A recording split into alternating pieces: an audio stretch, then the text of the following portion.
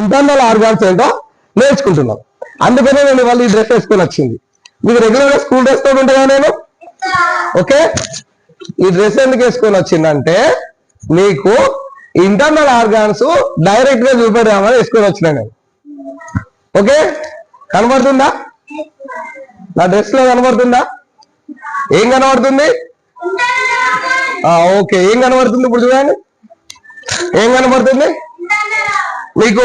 ఇక్కడ హార్ట్ కనబడుతుంది, లంగ్స్ కనబడుతుంది, ఇక్కడ ఏంటి స్మాల్ ఇంటెస్టైన్స్ కనబడుతుంది, ఇంకా ఇంకా కొన్ని కనబడుతుంది. చూద్దాం, బ్యాక్ కూడా కొన్ని కనబడుతుంది. ఓకే,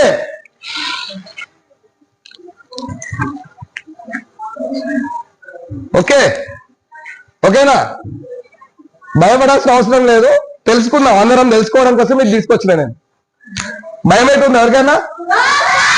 మన మజిల్స్ ఉంటే ఎట్లుంటాయో ఇది చూడడం కోసం మనం ఈ పని చేస్తున్నాం ఇప్పుడు. ఓకే,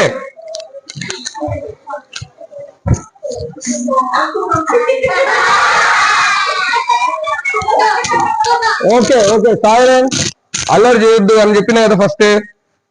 చేయాలా చేయొద్దా? మీరు నేర్చుకుంటే చాలా విషయాలు. మీరు దీన్ని ఏమంటాం? Internal organs. ఏమంటాం అంటే ఇది అందరి బాడీలో ఉంటది. మీ బాడీలో ఉంటది, మీ మదర్ బాడీలో ఉంటది, మీ ఫాదర్ బాడీలో ఉంటది, మీ తమ్ముని బాడీలో ఉంటది. మనం ఏంటంటే మొత్తం స్కిన్ కవర్ చేసినాం కాబట్టి మనకు తెలుస్తలేదు.